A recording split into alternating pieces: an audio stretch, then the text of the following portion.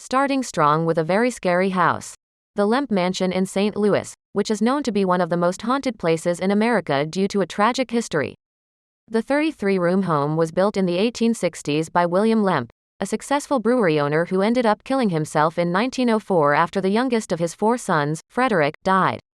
A few years later, his wife also died of cancer in the house.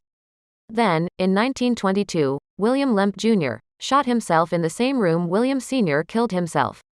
As if that weren't enough tragedy for one place, in 1949, Charles Lemp, William's 3rd son, shot his dog in the basement of the home and then killed himself in his room.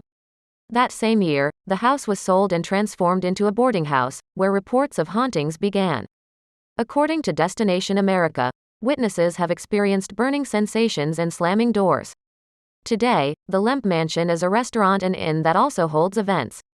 On Sunday night, the inn hosts a murder mystery dinner.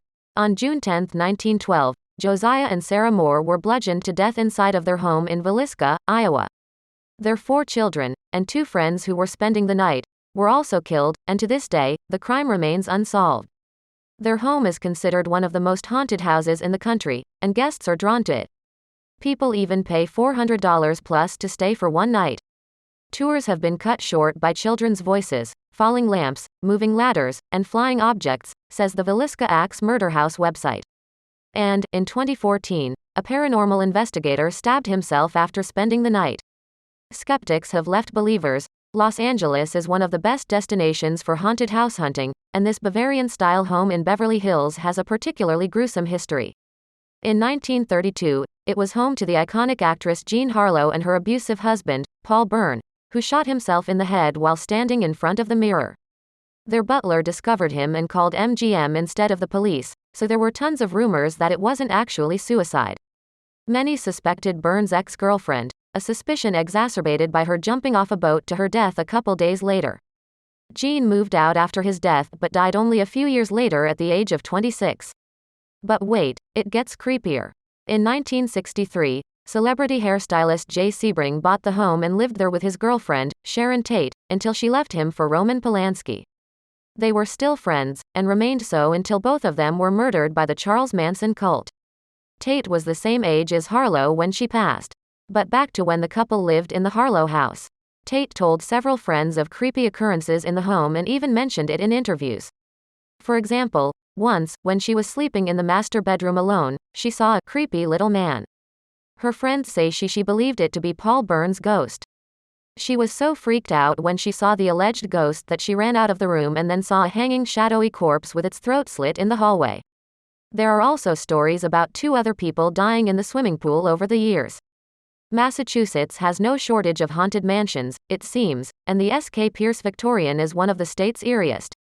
The original occupant, Sylvester Pierce, had just started making his fortune in the furniture business when he built this home for himself, his son, and his wife, Susan.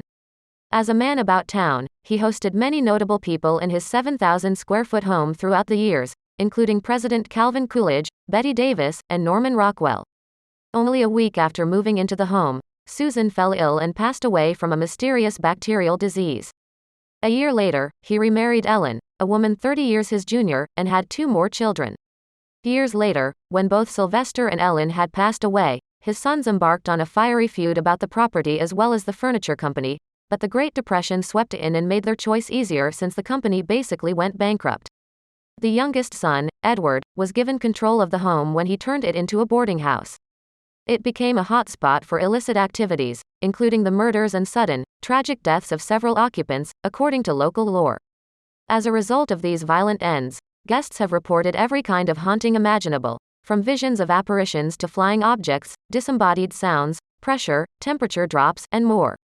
Located in Fairfield County, Ohio, until recently, the Mudhouse Mansion has a bad reputation. Nobody can seem to agree on when it was built, but it dates back sometime between the 1840s and 1900.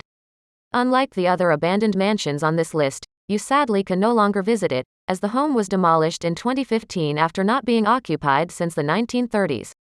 The last resident, at least legally speaking, was Lulu Hartman Mast, and the current owner of the property is her relative Jean Mast. Because there's so little information about who lived here and when, and because abandoned places tend to ignite the dark side of the imagination, There are tons of legends around alleged atrocities occurring, and consequent hauntings. The sources don't seem to be very credible, though.